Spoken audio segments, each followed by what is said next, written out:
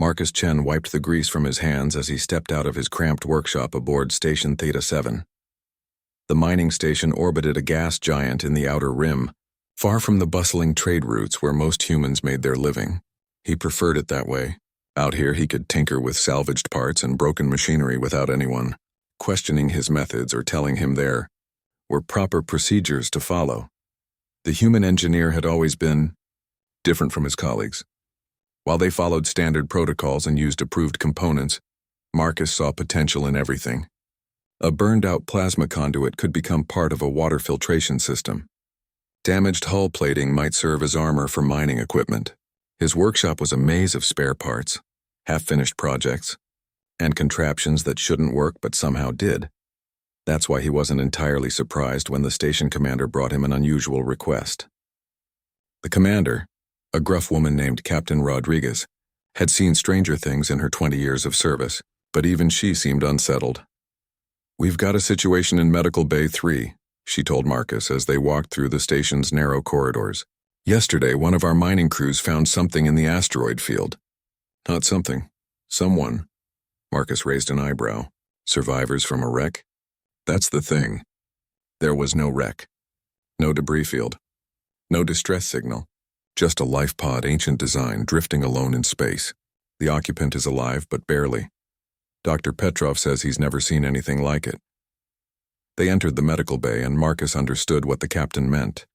The creature on the biobed looked like someone had tried to blend a wolf with a humanoid and hadn't quite succeeded. He stood nearly 7 feet tall, even lying down, covered in thick gray fur marked with silver patterns. His face was elongated like a canine's, complete with pointed ears and a black nose, but his eyes held an intelligence that was unmistakably sentient. What caught Marcus's attention most were the creature's legs. Or rather, what remained of them. Both limbs ended just below the knee, the fur around the stump scarred and matted. "Old injuries healed long ago. His name is Kavik," Dr. Petrov explained, consulting his tablet. "At least that's what the translation software picked up from his speech patterns. He's been conscious for a few hours, but he's frustrated. Very frustrated." As if summoned by their conversation, Kavik's yellow eyes opened and fixed on the humans gathered around his bed. He spoke in a language of growls and barks that the translation device struggled to interpret. "He keeps asking about his ship," Dr. Petrov continued. "But here's the problem. The life pod he arrived in is completely dead. Ancient power cells, corroded systems, hull breaches sealed with some kind of biological adhesive. It's a miracle it held together long enough to reach us." Marcus stepped closer to examine Kavik more carefully. The alien's breathing was labored, and his fur had a dull quality that suggested poor nutrition. But his eyes burned with determination and something else. Hope, maybe. "What does he need?" Marcus asked. Captain Rodriguez looked confused. "What do you mean?" "He's been drifting in that pod for who knows how long. He's injured, stranded, probably gave up any hope of rescue years ago. But he's still alive. That tells me something about his species. They don't give up easily." Marcus met Kavik's gaze directly. "So what does he need?" Dr. Petrov checked his readings again. "Well, he's physically stable now that we've got him on proper nutrition. The bigger issue is psychological. He keeps trying to get up, keeps asking about transportation. He seems desperate to get somewhere." Kavik suddenly spoke again, his voice a deep rumble that made the translation device chirp frantically. The words that came out were broken but clear enough. "Home. Pack. Need go home. There's something else," Captain Rodriguez added reluctantly. "Our long-range sensors picked up movement in the asteroid field where we found him. Ships. Big ones. And they don't match any known designs in our databases." Marcus felt a chill run down his spine. Unknown ships usually meant one of two things: either first contact with a new species or someone trying very hard not to be found. Given Kavik's condition and the fact that he'd been alone in a dying life pod, Marcus suspected the latter. "How long before they reach us?" he asked. 18 hours. Maybe 20 if we're lucky." Marcus looked back at Kavik, who had been listening to their conversation with obvious understanding despite the language barrier.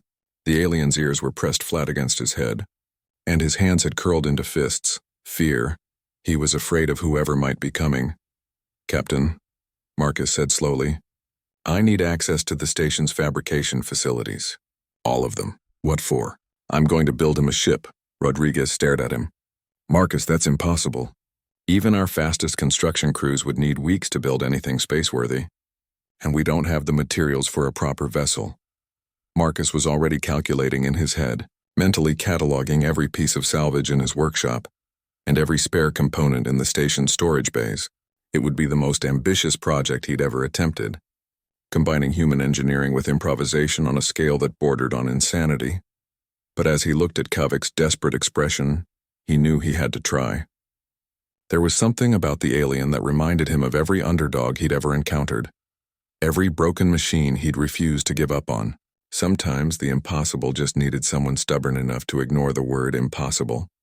"I'm not building him a proper vessel," Marcus said with a grin that made Captain Rodriguez nervous. "I'm building him something better, something that shouldn't work but will anyway." He turned to address Kavik directly, speaking slowly and clearly. "We're going to get you home, friend. Just trust me."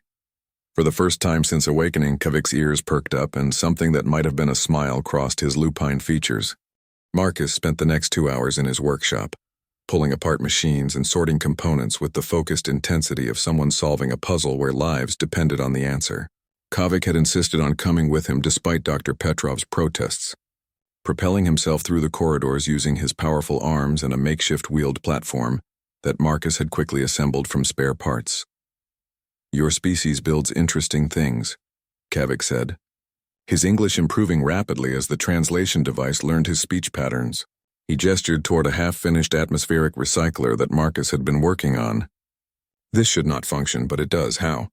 Marcus paused his work to look at what Kavik was pointing at. The recycler was indeed a mess by conventional standards. Components from 3 different manufacturers, jury-rigged together with custom-built interfaces, and held in place by magnetic clamps instead of proper mounting brackets. "Most engineers follow the rules," Marcus explained, connecting a power coupling to a salvaged plasma injector. They use compatible parts, follow safety protocols, stick to tested designs. But sometimes the rules don't account for what you actually have available, so you improvise. Kavik nodded thoughtfully. "My people have a saying. The pack that adapts survives the winter. But your adaptation is creative, reckless, perhaps, but creative." "Speaking of your people," Marcus said carefully, "what exactly are we running from out there?" Kavik's expression darkened, his ears flattening against his head. "Hunters. The hegemony calls them peacekeepers, but they hunt any species that refuses to submit. My pack tried to flee when they came for our world. Most of us did not escape." Marcus had heard whispers of the hegemony in the Outer Rim territories, a vast empire that absorbed smaller civilizations, sometimes through diplomacy but more often through force. Humans had been fortunate enough to develop in a region of space the hegemony hadn't yet reached. But everyone knew it was only a matter of time. "How did you end up in that life pod?" "Our ship was damaged during the escape. Life support failing, engines dead. I volunteered to take the smallest pod so the others could reach safety." Kavik's voice carried the weight of old pain. "That was 7 years ago. 7 years alone in a dying pod drifting through space with no hope of rescue."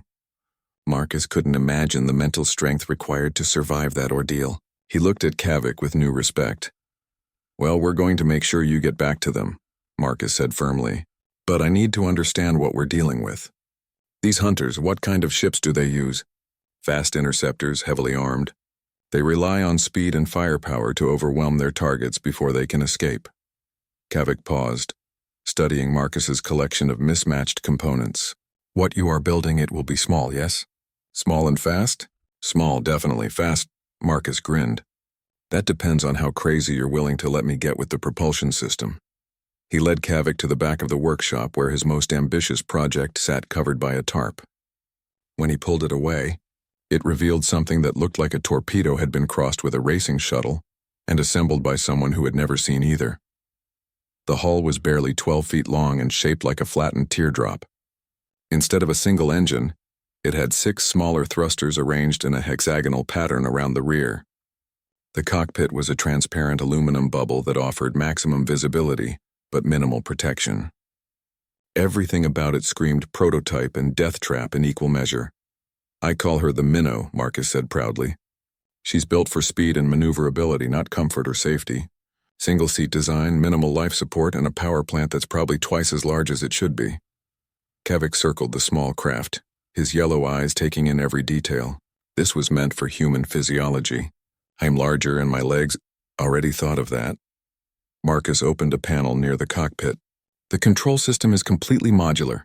We can rebuild the interior to accommodate your body type and set up controls you can operate with your hands and upper body. It'll be cramped, but it'll work. And weapons? Marcus hesitated. That's where things get tricky. The Minnow was designed as a scout ship, not a fighter. I can maybe mount a single plasma cannon, but you'd be facing multiple interceptors. Your only real advantage would be speed and the fact that they won't expect anything like this. Kavik was quiet for a long moment, his clawed hands running along the ship's hull. Finally, he looked up at Marcus with an expression that was both grateful and determined. My people believe that the universe provides what you need when you need it, but only if you have the courage to accept it. 7 years ago, I thought I would die alone in the dark. Now a human I have never met offers to risk everything to help me return home. Perhaps the universe has a sense of humor after all. Let's hope it has a sense of timing too, Marcus said, checking his chronometer. We've got 16 hours before those hunters arrive, and I need to completely rebuild the cockpit, install new control systems, and tune the engines for a power output that might just blow us all to pieces. Then we should begin, Kavik said simply. Marcus nodded and reached for his tools. Fair warning, I work fast and I cut corners. If something looks dangerous or impossible, it probably is.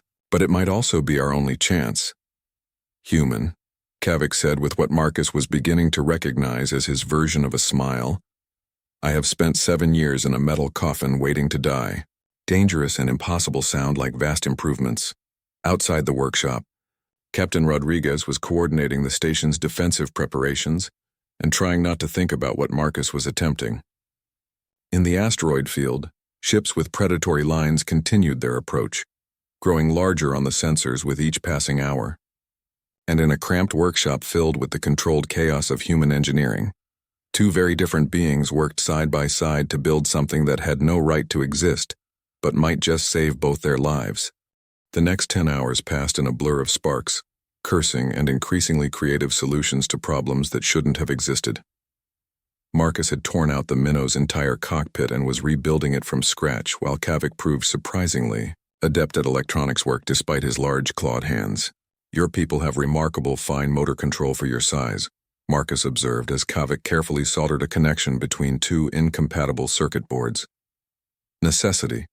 When you live in packs, everyone must be able to contribute to repairs and maintenance. A broken tool could mean death for the entire group. Kavik paused in his work. Though I admit your technology is more complex than ours was. Was? Kavik's ears drooped slightly. The hegemony does not permit conquered species to maintain their technology. We are given basic tools suitable for labor, nothing more. My people's ships, our fabrication facilities, our knowledge databases, all destroyed or confiscated. Marcus felt anger building in his chest. He'd heard stories about the hegemony's methods, but hearing it firsthand from someone who'd lived through it was different. How many species have they done this to? Hundreds, perhaps thousands. The hegemony has existed for millennia, absorbing every civilization they encounter. They claim it brings peace and unity, but it is the peace of the grave and the unity of slavery. The workshop fell silent except for the hum of machinery and the occasional hiss of welding equipment. Marcus continued working, but his mind was churning. Humanity was still young on the galactic scale, with only a few hundred settled worlds. If the hegemony was as vast as Kavik suggested, humans wouldn't stand a chance in a direct confrontation. How do we fight something like that? He asked quietly. You do what we should have done, Kavik replied, his voice carrying a bitter edge. You disappear. You hide among the stars, strike at their supply lines, make them bleed for every world they take. Most species try to meet them in open battle, ship to ship, world to world. They always lose. Marcus nodded thoughtfully as he calibrated the new control interface. The Minnow's cockpit now resembled the bridge of a spaceship designed by someone who'd only heard vague descriptions of proper starship design. The pilot's position had been rebuilt to accommodate Kavik's larger frame and missing legs, with controls clustered within easy reach of his arms and hands. Test the maneuvering thrusters, Marcus called out. Kavik activated the controls and small puffs of plasma erupted from various points around the ship's hull. The minnow shifted slightly on its maintenance cradle, responding to the alien's touch with surprising grace. The response is very sensitive, Kavik noted, like flying a fighter, not a transport. That's the idea. You'll have better acceleration and maneuverability than anything the hunters are flying, but zero margin for error. One wrong move and you'll either crash into an asteroid or tear yourself apart with G-forces. Captain Rodriguez chose that moment to enter the workshop, her expression grim. Marcus, we need to talk. The hunters just changed course. They'll be here in 6 hours, not 16. Marcus swore creatively while Kavik translated what was obviously a human obscenity into his own language with what sounded like professional appreciation. How are we looking? Rodriguez continued, eyeing the modified ship with deep skepticism. Structurally, she's ready. The engines are installed and tested, life support is functional, and the control systems are integrated. But I haven't had time to properly test the power plant under full load, and the navigation computer is held together with prayer and spare circuits. In other words, it might explode the moment he tries to use it, or it might work perfectly. That's the beauty of improvisational engineering. You don't know until you try. Rodriguez rubbed her temples. Marcus, I've known you for 3 years, and in that time you've built machines that everyone said were impossible. But this is different. You're sending someone into space in an untested prototype while being chased by hostiles. If something goes wrong... Captain, Kavik interrupted, his voice calm but firm. For 7 years I have been effectively dead. If this ship fails, I am no worse off than I was yesterday. But if it succeeds, I have a chance to warn my people, and perhaps prevent other species from suffering our fate. Marcus looked between them and made a decision. There's something else. I'm not just sending him out there to run, I'm sending him out there to fight. He led them to another covered project at the far end of the workshop. When he pulled away the tarp, it revealed what looked like a torpedo with fins and a guidance system. This is something I've been working on in my spare time. A kinetic impactor with a basic AI targeting system. It's designed to be launched from a ship's cargo bay and home in on enemy vessels. Not much good against heavy armor, but if you hit the right spot. Rodriguez stared at him. You built a guided missile in your spare time on a civilian mining station. I prefer to think of it as a very focused mining charge with navigation capabilities. How many? Kavik asked quietly. I've got 3 finished, and enough parts to maybe throw together 2 more before you launch. They're not going to destroy those hunter ships, but they might damage them enough to give you an edge. Or they might malfunction and blow up our only escape plan, Rodriguez pointed out. Marcus shrugged. Like I said, improvisational engineering. The only way to know if something works is to test it under actual conditions. Kavik had moved closer to examine the missiles, his yellow eyes bright with something that might have been hope. These are designed to target specific ship systems? Engines, weapons, sensor arrays, anything that looks important. The AI isn't sophisticated enough to tell the difference between a plasma cannon and a communications dish, so it just aims for whatever looks most expensive. My people always said that humans were mad, Kavik said with what Marcus was learning to recognize as his version of laughter. Now I begin to understand why that might be considered a compliment. Outside the workshop, long-range sensors continued tracking the approaching hunter fleet. 5 ships, moving in perfect formation, their energy signatures indicating weapons hot and shields raised.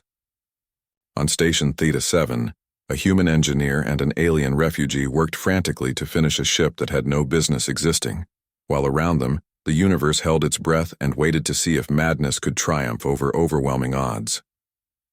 4 hours until the hunters arrived and Marcus was making final adjustments to the minnow's power distribution system when alarms began echoing through the station. Captain Rodriguez's voice crackled over the intercom. All hands, this is not a drill. We have 5 unidentified vessels approaching at high speed. All civilian personnel report to designated safe zones immediately. Marcus and Kavik exchanged glances.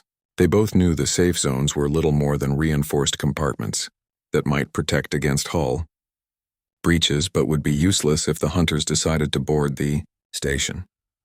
The missiles are loaded, and the ship is as ready as it's going to be, Marcus said, wiping grease from his hands.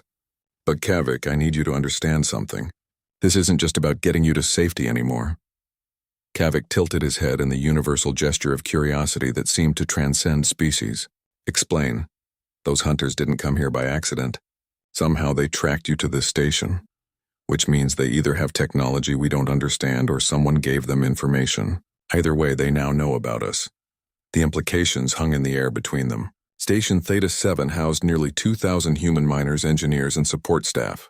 If the hegemony decided humanity was a threat to be eliminated, this could be the beginning of a war that would end with every human world under alien control. You are saying that helping me has put your people in danger, Kavik said quietly. I'm saying that danger was always coming. You just gave us advance warning and a chance to do something about it. Marcus started walking toward the ship. The question is, are you willing to take a passenger? Kavik's yellow eyes widened. Marcus, the ship is barely large enough for one person. Adding your mass would destabilize the power-to-weight ratio and make the control systems even more difficult to manage. I know. But I also know that ship better than anyone, and if something goes wrong during flight, you'll need someone who can fix it on the fly. Marcus paused. Besides, someone needs to witness what happens out there. If we don't make it back, humanity needs to know what's coming. Before Kavik could respond, Captain Rodriguez burst into the workshop, her face pale with urgency. Marcus, we just intercepted communications from the Hunter fleet. They're demanding we surrender you, she pointed at Kavik, along with any humans who have aided what they call a fugitive of the hegemony. What did you tell them? I told them to go perform an anatomically impossible act on themselves. They gave us 10 minutes to comply before they opened fire. Marcus grinned despite the situation. I always liked your diplomatic style, Captain. This isn't funny, Marcus. They've got enough firepower to crack this station like an egg. Even if your ship works perfectly, they'll just hunt you down in open space. Not if they're busy dealing with other problems. Marcus activated a control panel near the workshop's entrance. Remember those mining charges I mentioned? The ones that accidentally got misplaced in the asteroid field over the past few months? Rodriguez stared at him in horror and admiration. Marcus, please tell me you didn't booby-trap half the asteroids around the station? Of course not, Captain. That would be reckless and potentially dangerous. His grin widened.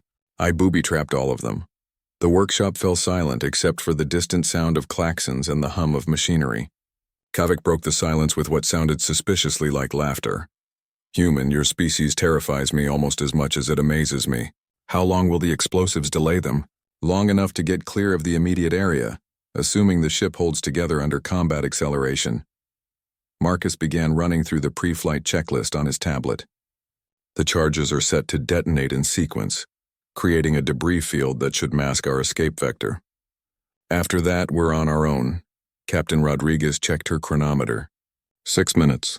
Marcus, if you're going to do this insane thing, you need to launch now. Marcus and Kavik moved quickly to the ship, their practiced efficiency the result of hours working side by side. Marcus squeezed into the cramped space behind the pilot's position, while Kavik settled into the modified controls. The fit was tight enough that neither of them could move without bumping into the other, but all the essential systems were within reach. Minnow to station control, Marcus said into the comm system, requesting emergency launch clearance. Clearance granted, came Rodriguez's reply. Marcus, Kavik, good luck. Give them hell. The Minnow's engines ignited with a roar that shook the entire launch bay. Unlike the smooth acceleration of a properly designed ship, the little craft leapt forward like a startled cat, throwing both occupants against their restraints with crushing force. Controls are responding, Kavik reported through gritted teeth as they shot out of the station and into the asteroid field. But this acceleration curve is not sustainable for extended periods. It's not supposed to be. We just need to get far enough away to...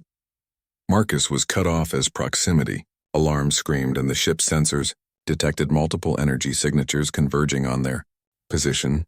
Through the transparent cockpit, they could see the hunter ships, sleek predatory vessels that moved through space with the fluid grace of sharks. They were beautiful in the way that weapons often were, all clean lines and purposeful design. They were also closing fast. They're trying to box us in, Kavik observed, his hands dancing over the controls as he wove the minnow through a maze of floating rock. Standard hunter tactics. Surround the prey and force it into a trap. Time to show them why human engineering is based on the principle that rules are suggestions. Marcus reached for the missile control system. Kavik, when I say brake left, I want you to push this ship harder than it was ever designed to go. Don't worry about safety margins or structural integrity. Just fly like your life depends on it. Because it does. Exactly. Marcus's finger hovered over the launch button. Brake left in 3, 2, and 1, now. The minnow twisted away from its current trajectory with a violence that would have torn apart a larger ship. Behind them, 5 guided missiles streaked toward the hunter formation like metal wasps seeking targets. The universe held its breath, waiting to see if human madness could triumph over alien precision. The first missile struck the lead hunter ship's port engine nacelle with a flash that briefly turned the asteroid field into day. The explosion wasn't large by Starship standards, but Marcus had designed his kinetic impactors to hit hard and in exactly the right places. The hunter ship lurched sideways, trailing plasma and debris. Direct hit on their primary pursuit vessel, Kavik reported, his voice tight with concentration as he threw the minnow into a spinning dive between 2 massive asteroids. But the others are compensating for the loss. Marcus watched the tactical display as the remaining 4 hunters adjusted their formation, spreading out to prevent another concentrated strike. These weren't mindless predators. They were professionals who adapted quickly to unexpected threats. Second missile impact, Kavik announced as another flash lit up their rear sensors. Port secondary on Hunter 3. They're falling back but still mobile. The third and fourth missiles found their targets moments later, one disabling a weapons array and another punching through what looked like a sensor dome. But the fifth missile went wide, its guidance system confused by the debris field from the first impacts. 4 damaged ships are still 4 ships, Marcus muttered, checking their power reserves. The high acceleration maneuvers were draining the minnow's batteries faster than anticipated. How are we looking on fuel? 70% remaining, but that will drop quickly if we maintain this pace. Kavik's ears were pressed flat against his head as he concentrated on flying through an increasingly dense field of rocks and wreckage. The hunters are herding us toward open space. Once we clear the asteroid field, their superior speed will allow them to run us down. Marcus was about to respond when the first of his booby-trapped asteroids detonated. The explosion was massive, a chain reaction of mining charges that shattered a rock the size of a city block into millions of fragments. The shockwave caught one of the pursuing hunter ships and sent it tumbling into another asteroid, which promptly exploded as well. What did you do? Kavik asked in amazement as more explosions bloomed around them. I may have been slightly creative with the timing circuits, Marcus admitted, working frantically to reprogram the detonation sequence from his control panel. Originally, I set them all to go off simultaneously, but if I can trigger them in sequence, the asteroid field became a nightmare maze of explosions and flying debris. Each detonation was precisely timed to drive the hunters away from the minnow's escape route, while creating a debris screen thick enough to confuse their sensors. It was chaos, but it was controlled chaos, the difference between a bomb and a symphony. Hunter 2 is breaking off, Kavik reported. Engine damage looks like they took debris through their main drive assembly. Hunter 4 is gone. Direct impact with asteroid fragments. That left 2 functional hunters, and Marcus could see them adapting to his trap with the cold efficiency of experienced predators. Instead of following the minnow through the exploding maze, they were climbing out of the asteroid field, positioning themselves to intercept their prey when it reached open space. They're boxing us in again, Marcus observed. Time for Plan B. There's a Plan B? There's always a Plan B. It's usually just crazier than Plan A. Marcus began entering commands into the navigation system. Kavik, I need you to trust me completely for the next 60 seconds. Can you do that? Kavik glanced back at him, yellow eyes reflecting the light from explosions outside. Human, I have already trusted you with my life, my freedom, and my people's future. What is 60 seconds more? Marcus input the final commands and felt the minnow's course change subtly. Instead of heading for the edge of the asteroid field, they were now diving deeper into it, toward the massive central rock that gave the field its gravitational stability. Marcus, Kavik said carefully, this trajectory will take us directly into the largest asteroid. At our current speed, impact will occur in 45 seconds. 38 seconds, actually. I've been doing some calculations. Marcus double-checked his numbers, knowing that a mistake would turn them both into exotic matter scattered across several square kilometers of space. That asteroid has a rotational period of 6 hours and 14 minutes. More importantly, it has a cave system that runs completely through its core. A cave system. Through the core of an asteroid that we are going to fly through at combat velocity. The entrance is only about twice the width of our ship, and there are at least 6 major turns that will require precision flying beyond anything your people or mine have ever attempted. But if we make it through, we'll come out on the far side of the asteroid field with enough of a head start to reach open space. Kavik was quiet for a moment, his claws gripping the control sticks with white-knuckled intensity. And if we don't make it through, then we'll have died attempting something so spectacular that songs will be written about our stupidity. Marcus strapped himself in more tightly as the asteroid loomed larger on their screens. Either way, we won't be captured. 20 seconds to impact, Kavik announced, his voice steady despite the circumstances. I can see the cave entrance. It looks smaller than your calculations suggested. It always does. Trust the instruments and don't overthink it. The minnow arrowed toward a dark gap in the asteroid's surface that seemed impossibly tiny for something moving at their velocity. Around them, the last of Marcus's booby traps detonated, filling space with blinding flashes and debris clouds that would mask their descent from the surviving hunters. 10 seconds, Kavik said. 5, 3, 2. They shot into the cave system like a bullet entering a gun barrel, surrounded instantly by walls of ancient rock that rushed past in a blur of textures and colors. The passage was barely wide enough for their ship, and Marcus could hear the hull scraping against stone projections that he'd missed in his survey scans. First turn coming up, he called out, watching the navigation display. Hard right in 3 seconds. Kavik threw the ship into a turn that would have been impossible for anything larger. The minnow's small size and ridiculous power-to-weight ratio, allowing maneuvers that defied common sense. They shot through passages that twisted and curved like the inside of some vast organism, following a path that Marcus had mapped from mining survey data and sheer desperation. Behind them, the 2 surviving hunters reached the asteroid just in time to see their quarry disappear into what appeared to be solid rock. For a moment, they hung motionless in space, trying to understand what they had just witnessed. By the time they realized what had happened and began searching for the cave entrance, the minnow was already halfway through the asteroid's core, racing toward daylight and freedom on the far side. Emerging from the asteroid's far side felt like being reborn. One moment they were surrounded by crushing walls of ancient rock, and the next they burst into open space with stars stretched out before them like scattered diamonds. The minnow's hull groaned with relief as the structural stress of the cave system fell away. We made it, Kavik said, his voice filled with something between wonder and disbelief. I was certain we would die in there. So was I, honestly, Marcus admitted, checking their systems for damage. But sometimes the only way out is through. How are our pursuers doing? Kavik consulted the rear sensors, which showed the asteroid field now several kilometers behind them. I'm detecting movement around the asteroid we just traversed, but no pursuit. They appear to be searching for another way through. They won't find one. That cave system is unique, a freak result of the asteroid's formation process. Even if they locate the entrance, it would take them hours to navigate it safely. Marcus began plotting their course for deep space, which gives us time to reach the jump point and get out of this system. But their celebration was premature. As the minnow raced toward the system's edge, new contacts appeared on their long-range sensors. Ships emerging from hyperspace in perfectly coordinated formations. Reinforcements, Kavik growled, his ears flattening against his head. The hunters called for backup before engaging us. Marcus counted the new arrivals with growing concern. 12 ships, all of them larger and more heavily armed than the original hunter squadron.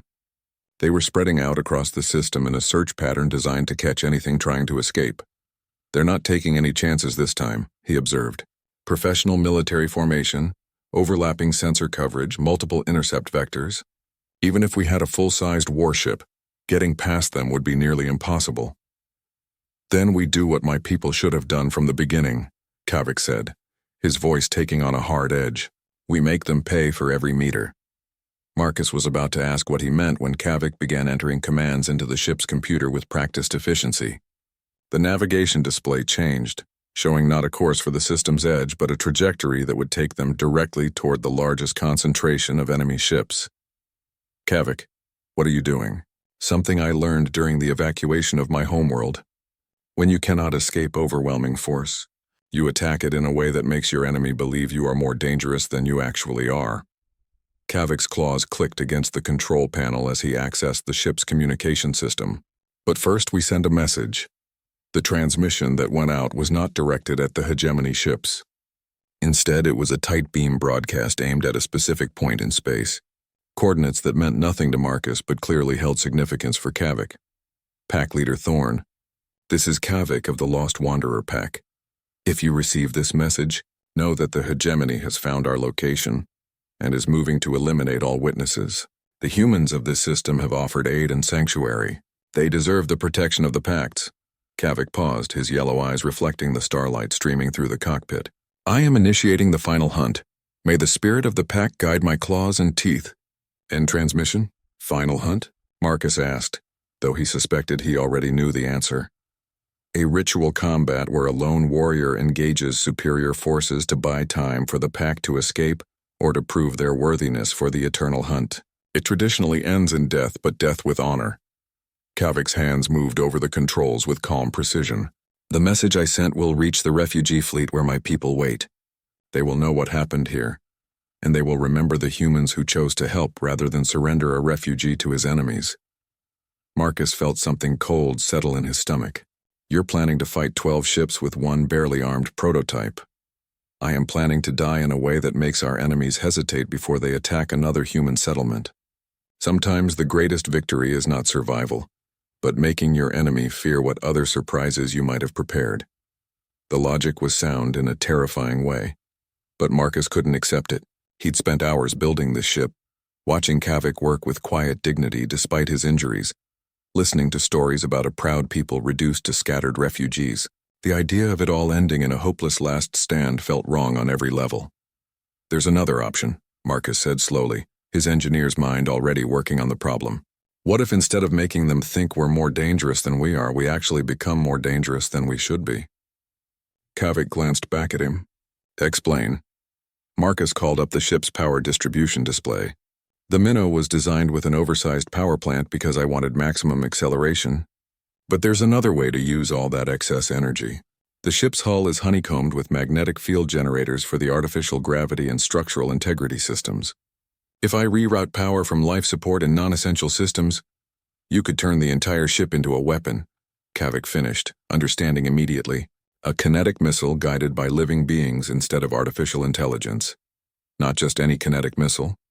One moving fast enough to punch through the shields and armor of ships 10 times our size. The hegemony builds their vessels for durability and firepower, not maneuverability. They won't expect something this small to pose a real threat. Kavik was quiet for a moment, considering the implications. This would be suicide, only if we hit them. But if we can disable their flagship and break their formation... Marcus pulled up tactical projections on his screen. Kavik, how much do you know about human military history? Very little. Why? We have a saying, the best defense is a good offense, and sometimes, the most effective offense is the one nobody sees coming. Marcus began rerouting power systems, his fingers flying over controls as he prepared to turn their small ship into something that had never existed before. Time to show the hegemony why humans don't surrender without a fight. Ahead of them, 12 alien warships continued their search pattern, confident in their overwhelming superiority. They had no way of knowing that racing toward them through the darkness was a ship that embodied everything the universe had learned to fear about human engineering. It was improvised, borderline insane, and absolutely refused to accept the concept of impossible odds. The minnow streaked through space toward the hegemony fleet like a dart, thrown by someone with either perfect aim or a death wish. Marcus had rerouted so much power to the magnetic field generators that the ship's hull now glowed with barely contained energy, turning their small craft into something that registered on enemy sensors as a possible weapons malfunction. They're hailing us, Kavik reported, his voice steady despite the circumstances. Standard hegemony surrender demand. Let them talk. We're committed now. Marcus watched the power readings climb toward dangerous levels. 30 seconds to optimal range. Are you ready for this? I have been ready for 7 years. Kavik's claws gripped the control sticks as he fine-tuned their approach vector. Marcus, I want you to know what your species did for me, helping a stranger with no thought of reward. This is why the galaxy needs humans to survive. We're not dead yet, Marcus said grimly, though he was thinking the same thing. If this plan failed, at least they'd go down swinging. The Hegemony flagship loomed ahead of them, a massive dreadnought bristling with weapons and shielded by energy fields that could deflect asteroids. Around it, the other ships maintained their search formation, still not recognizing the tiny craft racing toward them as a legitimate threat. 20 seconds. They're powering weapons but not targeting us specifically. I think they believe we're trying to surrender. Perfect. Let them keep thinking that until the last possible moment. Marcus transferred the final power reserves to the field generators. Kivik, when I give the signal, I want you to pull the hardest turn you've ever attempted. Don't worry about structural integrity or G-forces. Just get us out of the blast radius. Understood. But Marcus, if this works, we still have 11 other ships to deal with. One problem at a time, Marcus muttered, watching the distance counter tick down. 10 seconds, 5, 4, 3. At 2 seconds from impact, Marcus triggered the magnetic field discharge. Every generator on the ship activated simultaneously, creating a localized gravitational anomaly that lasted for exactly 1/10 of a second. The effect turned the minnow into something that physics textbooks claimed was impossible: a ship-sized bullet moving at relativistic velocity. The impact with the Hegemony flagship's shields was spectacular. Energy barriers designed to stop plasma bolts and kinetic projectiles simply couldn't cope with something that was partially existing in folded space-time. The minnow punched through the shields like they were made of tissue paper and struck the dreadnought's hull with the force of a small nuclear weapon. "Now," Marcus shouted. Kavik threw the ship into a turn that would have liquefied any normal human, the little craft's inertial compensators screaming in protest as they changed direction by 90 degrees in less than 2 seconds. Behind them, the Hegemony flagship began coming apart at the seams, its main reactor overloading from the catastrophic damage to its primary hull. The explosion that followed lit up half the star system. The dreadnought's death took out 2 escort ships that had been positioned too close, while the electromagnetic pulse from the detonation temporarily disabled 3 others. In the span of 10 seconds, the Hegemony's overwhelming force advantage had been cut in half. "Impossible," Kavik breathed, staring at the expanding fireball on their rear screens. "A ship that small cannot destroy something that large." "Newton's laws are very specific about objects in motion," Marcus said with satisfaction, though his hands were shaking from the adrenaline. "Mass times acceleration equals a very bad day for whoever gets in the way." But their celebration was short-lived. The remaining Hegemony ships were already adapting, spreading out to prevent another concentrated attack and targeting the minnow with weapons that could track something their size. Energy bolts began streaking past their cockpit as the enemy opened fire. "They're taking us seriously now," Kavik observed, throwing the ship into an evasive spiral that would have impressed a fighter pilot. "But our power reserves are depleted. We cannot repeat that attack." Marcus was about to respond when his communication system erupted with incoming signals, not from the Hegemony ships but from somewhere else entirely. The voices speaking were unfamiliar, but the language they used made Kavik's ears perk up with sudden hope. "Pack ships," he whispered. "But that's impossible. The refugee fleet was weeks away from this system." The impossible became reality as new contacts appeared on their sensors, ships emerging from hyperspace in perfect coordination, their designs unlike anything in human or Hegemony databases. They were organic-looking, curved and flowing like living things, and they moved with a predatory grace that spoke of long experience in combat. "This is Pack Leader Thorn of the Wanderer Fleet," came a voice over the communication system, the translation software rendering the growling speech into human standard English. "Kavik of the Lost Pack, you are under our protection.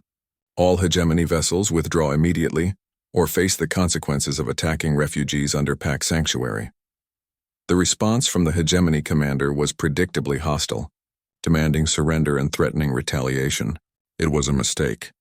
The Pack ships moved with sudden violence, engaging the remaining enemy vessels with weapons and tactics that spoke of desperate experience gained through years of running battles. "How did they get here so fast?" Marcus asked in amazement as he watched Pack fighters dancing around Hegemony cruisers with impossible agility. "They didn't," Kavik said, and Marcus could hear the smile in his voice. "The message I sent wasn't to the refugee fleet.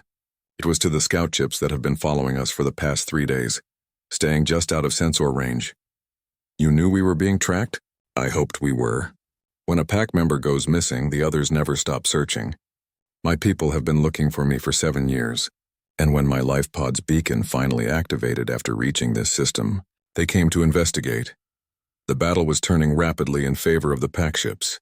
Hegemony vessels designed for overwhelming single targets found themselves outmaneuvered by fighters that could change direction like living things. Within minutes, the surviving enemy ships were either destroyed or fleeing toward the system's edge. Kavik of the Lost Pack, came the voice of pack leader Thorn again. Prepare to be brought aboard, and bring your human companion.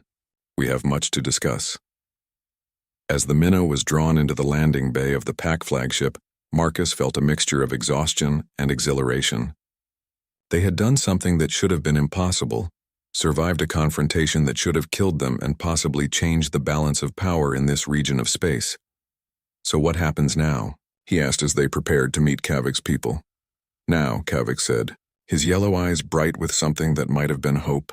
We discuss how humans and the pack might work together to teach the hegemony that there are still free peoples in this galaxy. And perhaps we build more ships like this one, many more ships. Marcus grinned as he looked at the battered but functional minnow. I think I can arrange that. After all, the universe could always use more things that shouldn't work but do anyway. 3 months later, Station Theta 7 had been transformed from a simple mining outpost into the center of what historians would later call the Free Worlds Alliance. The partnership between human engineering and pack tactical expertise proved devastatingly effective against hegemony forces, leading to a series of victories that inspired other species to join the growing rebellion. And in a workshop that had grown far beyond its original modest boundaries, Marcus, Chen, and Kavik worked side by side, building ships that no sane engineer would attempt and no rational military tactician would deploy. But as the hegemony was learning to their cost, sanity and rationality were often overrated when faced with beings who refused to accept that freedom was negotiable. The war for galactic independence had begun, sparked by one human's refusal to abandon a friend and one alien's determination to return home. It was, as Kavik often noted with his distinctive laughing growl, a very human way to start a revolution.